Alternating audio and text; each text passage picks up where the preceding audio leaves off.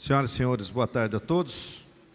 Cumprimento aqui os nobres pares, os amigos que nos acompanham aqui na galeria, pessoal que está em casa assistindo pela TV, pela internet. E eu quero mandar um grande abraço aqui para uma pessoa que eu conheci ontem, o Edilson. Edilson, ele trabalha na Teorema. Eu estive ontem lá no Jardim Marcondes, acompanhando a empresa que está instalando uma academia ao ar livre naquele bairro.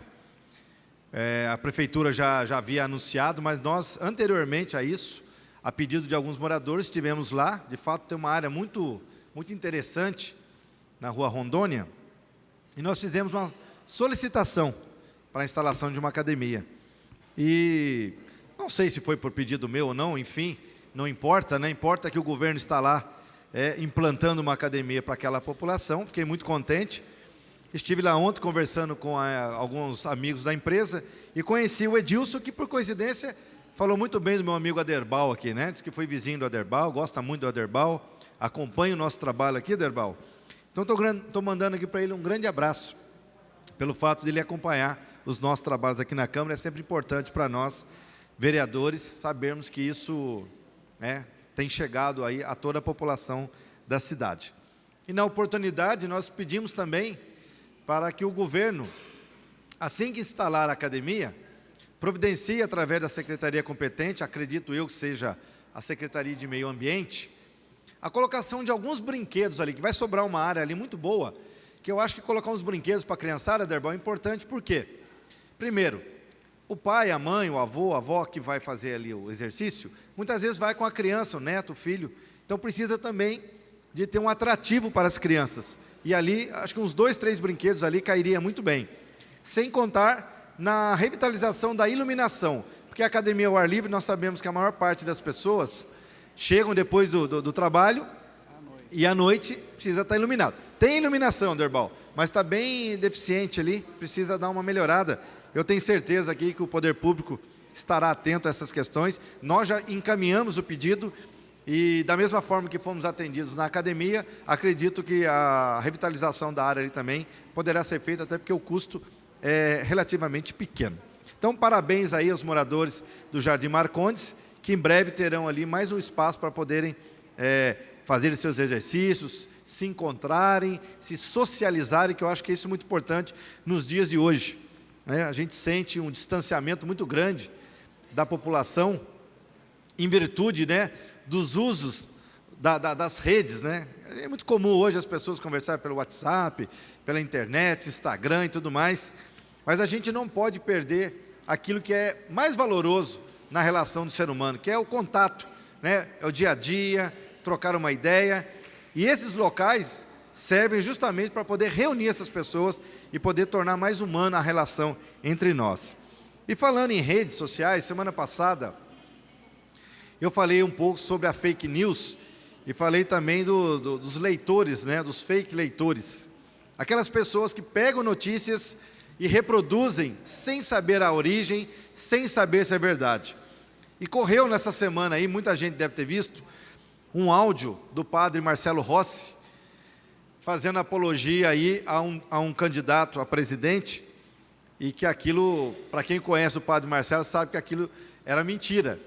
Melhor do que isso, né, Lucimar? É fake news, né? Mas o mais legal é que o padre, sabendo dessa notícia, ele diz que ele não usa muito as redes, mas ele fez questão de gravar um vídeo e pedir para um amigo dele postar isso na rede, desmentindo isso. Então, aí a gente tem que fazer o nosso trabalho, né? Muita gente mandava o áudio para mim, eu pegava o vídeo do padre e falei, ó, isso é fake, a verdade está aqui. Por que a gente fala isso? Nós sabemos que o sistema hoje, ele é muito opressor, né? A grande mídia, os jornais, a velocidade com que as pessoas colocam notícias falsas no sistema, e as pessoas não se preocupam e não se atentam para ver se isso é verdade ou falso, tem destruído a reputação de muita gente. Lá no passado, eu me lembro de um caso, acho que pouca gente vai se lembrar, de um casal de japoneses que tinha uma escola. Luiz Flávio, acredite se quiser, uma criança, ela foi... você deve lembrar disso, né, meu amigo? Que havia recebido assédio de um funcionário, alguma coisa assim. E eu falo aqui sem medo, a Rede Globo reproduziu aquilo de tal forma que aquilo acabou com a vida dessas pessoas. Acabou com a escola, acabou com a imagem daquela família, e depois de muito tempo foi provado que quem abusava da criança era a empregada que levava a criança na escola. Mas ali já era tarde, a vida daquelas pessoas já havia sido destruída. E a gente tem que tomar muito cuidado com isso, gente. Muito cuidado, porque às vezes a gente brinca com coisa séria. E a TV, ela também tem os seus interesses. Quando a gente vê uma emissora que é patrocinada por grandes empresas, grandes bancos, é muito dinheiro que se coloca ali, muitas das notícias que são colocadas ali também, ela tem uma finalidade. Ela tem a finalidade de ludibriar a população que no seu horário nobre, 8 horas até 9 horas da noite, a família está reunida, jantando, acaba assistindo o noticiário, e aquele monte de informações colocado na cabeça das pessoas tem um propósito, muitas vezes de alienar as pessoas, de mostrar coisas falsas, mas que para quem está vendo, acaba absorvendo aquilo como se fosse verdade. Infelizmente, nós vivemos num mundo onde as notícias são mais rápidas do que os nossos pensamentos. E a gente não consegue processar as coisas, de repente já vem uma outra notícia. E isso vai ficando na mente das pessoas, vai ficando no seio das famílias. Por isso que, às vezes, a gente faz até uma campanha contra algumas emissoras que promovem novelas, que promovem valores falsos, Juarez. Sei que você é uma pessoa muito voltada à questão da igreja, Lucimar. Valores que mostram pessoas levando vantagens, fazendo falcatruas e se dando bem. As pessoas que assistem aquilo acabam absorvendo e tornando aquilo como uma verdade. Infelizmente, eu não sou a favor da censura, nunca fui. Acho que deve-se haver liberdade, mas deveria ter mais opções. Infelizmente, os canais abertos, que a maioria da população tem acesso hoje, infelizmente, são influenciados pelo capital, e o capital tem seus interesses. É uma pena que a nossa sociedade esteja sendo destruída, influenciada por essas informações negativas. E a gente viu no Brasil, desde 2013 para cá, um monte de coisas que foram distorcidas, foram criados, foram tornados verdades para que as pessoas acreditassem nisso. O Brasil passou por um momento quase que de terra arrasada. E vive agora um momento muito pior, que é um momento de terra dividida entre A e Z. Isso não é bom para o país. A democracia, ela permite que as pessoas tenham acesso às informações, as pessoas conheçam e tenham liberdade para escolher. Mas quando essas informações chegam de forma opressora, tentando colocar na cabeça de pessoas que aquilo é a única coisa capaz da salvação da lavoura, começa a nos preocupar. E a gente tem que tomar muito cuidado com aquilo que a gente escuta, com aquilo que a gente vê. Porque senão nós vamos tornar um país beligerante, um país onde haverá uma guerra silenciosa, de famílias, irmãos brigando contra próprios irmãos por conta de opiniões diferentes. O Brasil sempre foi citado na ONU como um país pacífico, capaz de intervir, inclusive, em países que vivem em situações de guerra. E hoje o Brasil nem isso consegue fazer mais, porque o próprio Brasil se tornou aí um país em disputa, mas uma disputa tão acirrada, capaz, como eu disse, de separar até mesmo irmãos, amigos, parentes e tudo mais. Nós queremos que esse momento passe rapidamente, e que de fato a democracia seja restabelecida nesse país, mas uma democracia verdadeira, onde as pessoas tenham liberdade de se expressar, de dar suas opiniões, mas sem tornar isso um campo de batalha, onde não importa quem será ferido, desde que a pessoa seja vencedora. A gente, como político, nós temos uma obrigação de tentar mostrar para as pessoas o seguinte: nós somos diferentes aqui. Nenhum de nós aqui, acredito, pense exatamente igual ao outro. Mesmo eu e o Luiz Flávio, que somos do PT, nós temos diferença, nós temos divergências. Nem tudo nós combinamos. Assim como a Derbal, o Lucimar, o Rodrigo do PSDB devem ter diferença, o Juarez, o Paulinho, Fernando, o Abner, com o Paulinho dos condutores. É isso que faz a riqueza na construção de uma sociedade. São essas diferenças, mas nós temos que respeitar as diferenças das pessoas.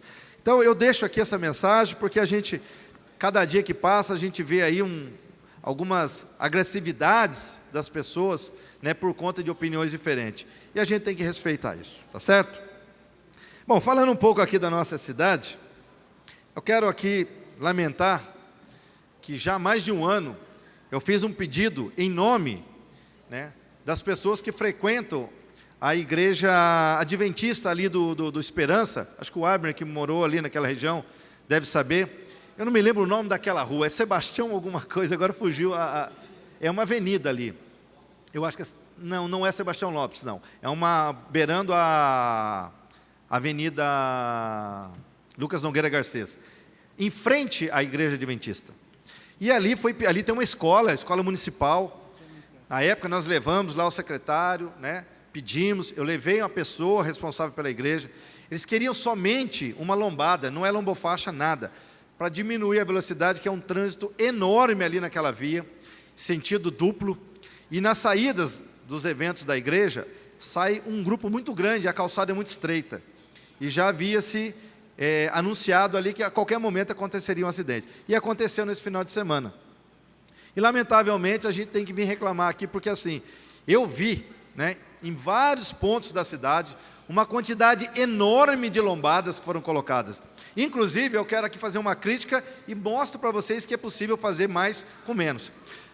Nos locais onde você tem o paralelepípedo ou o sextavado, você não precisa fazer lombada com asfalto. É desnecessário. Você pode fazer no próprio desenho do paralelo ou lá na Vila Garcia. Fui subprefeito lá, fiz isso, sem gastar dinheiro nenhum. É só a mão de obra. Então você faz muito em vários lugares e deixa de atender locais que, na minha opinião, são prioridades. Então fica aqui o lamento desse vereador pela família da criança lá que foi atropelada, foi ter que chamar resgate, né? Um dos responsáveis pela igreja me ligou, pediu para que eu intercedesse junto à Secretaria de Mobilidade Urbana, para que agilizasse essa lombada. E não é só para a igreja, não. Lá tem uma escola municipal. Então, a qualquer momento, pode acontecer de novo. Pois não, uma parte, Arildo. Ali já foi... Eu já fiz uma solicitação ali, que eu não sei se foi realizado um estudo pela Secretaria de Mobilidade Urbana, mas para que fosse transformada a entrada do bairro Esperança, que hoje entra Esperança, Parque Imperial e Pedra Mar. Isso. É muito grande ali o movimento. Verdade. De caminhão, carro, ônibus. E só entrar, uma mão só entrando, e essa rua aí, que é Joaquim alguma coisa... Eu não me lembro agora de fato o nome. Essa rua ser a saída dos bairros. Foi feita essa solicitação justamente por causa dela ser estreita e o trânsito em mão dupla. A gente agradece aí a colaboração. É isso. Todo mundo somando ideias, somando esforços, para que a gente possa trazer aí tranquilidade e bem-estar para a nossa população, tá certo? Obrigado, até a próxima quarta-feira.